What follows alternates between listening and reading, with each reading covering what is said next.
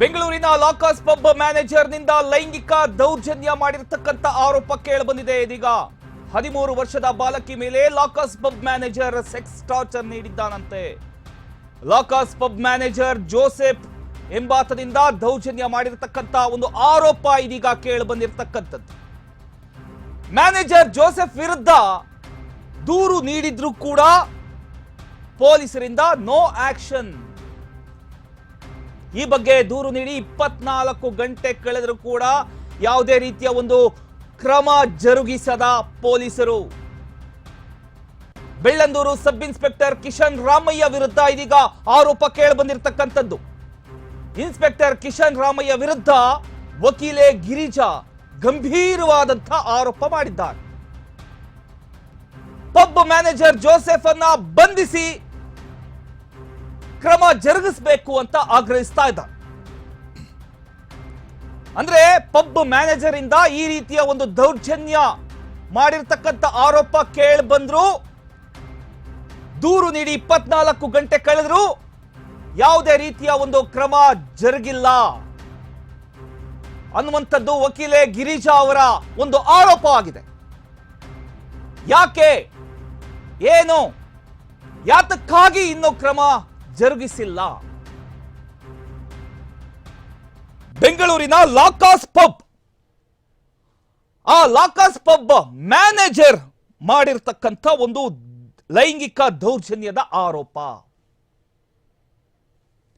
13 ವರ್ಷದ ಬಾಲಕಿ ಮೇಲೆ Lockers pub manager sex torture ನೀಡಿರ್ತಕ್ಕಂಥ ಆರೋಪ ಇದು. ಈ ಒಂದು ವಿಚಾರದ ಬಗ್ಗೆ ದೂರು ನೀಡಿ 24 ಗಂಟೆ ಕಳೆದರೂ ಕೂಡ ಪೊಲೀಸರು ಯಾವುದೇ ರೀತಿಯ ಒಂದು ಕ್ರಮ ಜರುಗಿಸಿಲ್ಲ. ಅದರಲ್ಲಿ ಬೆಳ್ಳಂದೂರು ಸಬ್ ಇನ್ಸ್ಪೆಕ್ಟರ್ ಕಿಶನ್ ರಾಮಯ್ಯ ಯಾವುದೇ ಒಂದು ಆಕ್ಷನ್ ಅನ್ನ ತಗೊಂಡಿಲ್ಲ ಅನ್ನುವಂಥದ್ದು ವಕೀಲೆ ಗಿರಿಜಾ ಅವರ ಒಂದು ಗಂಭೀರವಾದಂತ ಆರೋಪ. ಕೂಡಲೇ ಪಬ್ ಮ್ಯಾನೇಜರ್ ಜೋಸೆಫ್ ಅಂತ ಯಾರಿದ್ದಾನೆ ಆತನನ್ನ ಕೂಡಲೇ ಬಂಧಿಸಬೇಕು, ಕ್ರಮ ಜರುಗಿಸಬೇಕು. ಎಸ್, ನೀವು ದೃಶ್ಯದಲ್ಲಿ ಗಮನಿಸ್ತಾ ಇದ್ದೀರಿ, ಇದು ಬೆಂಗಳೂರಲ್ಲಿ ಇರ್ತಕ್ಕಂಥ ಲಾಕರ್ಸ್ ಪಬ್. ಬೆಳ್ಳಂದೂರು ವ್ಯಾಪ್ತಿಗೆ ಸೇರುವಂಥದ್ದು. ಆ ಒಂದು ಕಾರಣದಿಂದ 13 ವರ್ಷದ ಬಾಲಕಿ ಮೇಲೆ ಪಬ್ ಮ್ಯಾನೇಜರ್ ಜೋಸೆಫ್ ಅನ್ನುವಂತಹ ವ್ಯಕ್ತಿ ದೌರ್ಜನ್ಯ ಎಸಗಿದ್ದಾನೆ ಅನ್ನುವಂಥದ್ದು ಆರೋಪ. ಈ ಬಗ್ಗೆ ದೂರು ನೀಡಿ 24 ಗಂಟೆ ಕಳೆದರೂ ಕೂಡ ಸಬ್ ಇನ್ಸ್ಪೆಕ್ಟರ್ ಕಿಶನ್ ರಾಮಯ್ಯ ಯಾವುದೇ ರೀತಿಯ ಒಂದು ಕ್ರಮ ಜರುಗಿಸಿಲ್ಲ. ಕೂಡಲೇ ಆತನನ್ನ ಬಂಧಿಸಬೇಕು, ಕ್ರಮ ಜರುಗಿಸಬೇಕು ಅನ್ನೋದು ವಕೀಲೆ ಗಿರಿಜಾ ಅವರ ಒಂದು ಗಂಭೀರವಾದಂಥ ಆರೋಪ.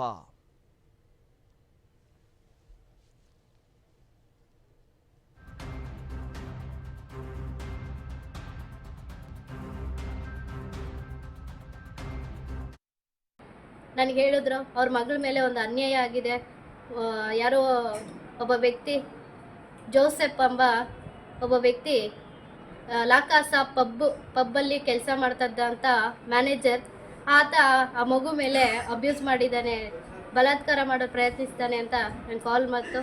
ನಾವು ಸ್ಟೇಷನ್ಗೆ ಹೋಗಿದ್ದೀವಿ, ಕಂಪ್ಲೇಂಟು ಇನ್ನು ಯಾರೂ ಬಂದಿಲ್ಲ ಅಂತ ಹೇಳಿದ್ರು. ನಾನು ಹೋದೆ ಸ್ಟೇಷನ್ಗೆ ಅವ್ರ ಜೊತೆ. ಸರಿಸುಮಾರು 9 ಗಂಟೆಗೆ ನಾನು ಬೆಳ್ಳಂಡೂರು ಪೊಲೀಸ್ ಠಾಣೆ ಹೋದೆ, ಕ್ಲೈಂಟ್ಗಳ ಜೊತೆ, ವಿಕ್ಟಿಮ್ ಜೊತೆ ಹೋದೆ. ಅಲ್ಲಿ ಹೋದಾಗ ಅಲ್ಲಿ ರೈಟರ್ ಇದ್ದರು, ಅವ್ರಿಗೆಲ್ಲ ವಿಕ್ಟಿಮೇ ಮಗು ಮತ್ತು ತಾಯಿ ಅವ್ರ ಬಗ್ಗೆ ಎಲ್ಲ ಹೇಳ್ಕೊಡ್ರು, ಅವ್ರದ್ದು ಏನು ನೋವಾಗಿದೆ ಎಲ್ಲ ಹೇಳ್ಕೊಡ್ರು. ಕಂಪ್ಲೇಂಟು ನಾವು ಹೋಗಿದ್ದು 9 ಗಂಟೆಗೆ ಎಲ್ಲ ಹೇಳಿದ್ದಾರೆ, ಬಟ್ ಕಂಪ್ಲೇಂಟ್ ತೊಗೊಳ್ಳಿಲ್ಲ. ಕಂಪ್ಲೇಂಟು ತೊಗೊಂಡಿದ್ದು ಎಷ್ಟು ಗಂಟೆಗೆ ಅಂತಂದರೆ ಸರಿಸುಮಾರು 11:15ಗೆ ಕಂಪ್ಲೇಂಟ್ ಬರ್ಸ್ಕೊಂಡ್ರು. ಆಮೇಲೆ ಸಬ್ ಇನ್ಸ್ಪೆಕ್ಟ್ರು ಬರ್ತಾರೆ, ಇರಿ ಮೇಡಮ್, ವೆಯ್ಟ್ ಮಾಡಿ ಮೇಡಮ್ ಅಂತ ಕಾಯಿಸಿದ್ರು.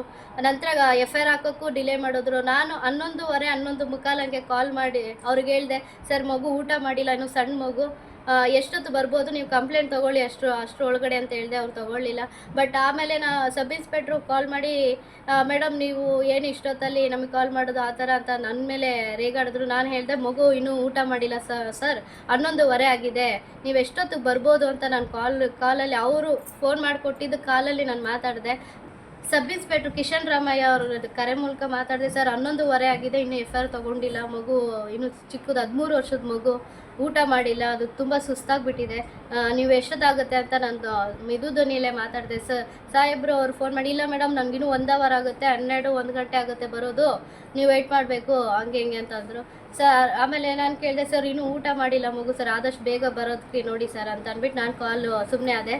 ಅವರು ಬಂದರು. ಅವ್ರು ಬಂದಿದ್ದು ಟೈಮಿಂಗ್ಸು 12:15ಗೆ ಬಂದರು. 12:15ಗೆ ಬಂದುಬಿಟ್ಟು ಏಕಾಕಿ ಬಂದು ನನ್ನ ಮೇಲೆ, ನಾನು ವಕೀಲಾಗಿ ಒಳಗಡೆ ಕೂತಿದ್ದೀನಿ, ನನ್ನ ಮೇಲೆ ಬೆರಳು ತೋರಿಸಿ, ಏಯ್ ಏನು ನನ್ನ ಮೇಲೆ ನೀನು ಆವಾಜ್ ಆಗ್ತೀಯಾ, ನೀನು ಬಾರ್ ಕೌನ್ಸಿಲ್ಗೆ ಕಂಪ್ಲೇಂಟ್ ಕೊಡ್ತೀನಿ ನಿನ್ನ ಮೇಲೆ ಅಂತ ಏಕವಚನದಲ್ಲಿ ಕೈ ತೋರಿಸಿ ಮಾತಾಡಿದ್ದಾರೆ ನನಗೆ.